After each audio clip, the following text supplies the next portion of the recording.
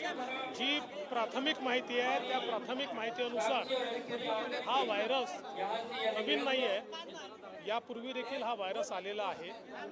पुन्हा त्या व्हायरसचा चंचू प्रवेश होताना दिसतो आहे। या संदर्भात जी काही ॲडवायझरी आहे ती आम्ही लवकरच त्या ठिकाणी जारी करू। आता 3 वाजता केंद्र सरकारचं जे आरोग्य मंत्रालय आहे ते देखील राज्यांसोबत त्या ठिकाणी कॉन्फरन्स करून या संदर्भातली सगळी माहिती मी उपलब्ध करून देणार आहे आणि त्यानंतर काय काळजी घ्यायची आहे ती काळजी आपण घेऊ।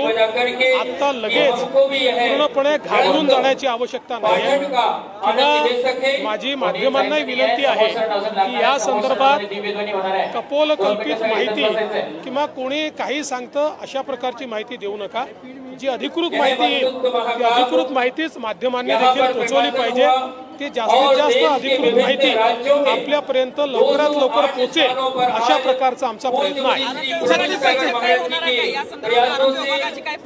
आज आरोग्य विभागाची बैठक झालेली आहे आणि आता केंद्रीय आरोग्य विभागासोबत बैठक ऑनलाईन चाललेली आहे। साहेब, छत्तीसगडमध्ये नक्षली अटॅक झाला, 8 जवान शहीद झाले, मी त्याची माहिती घेतो।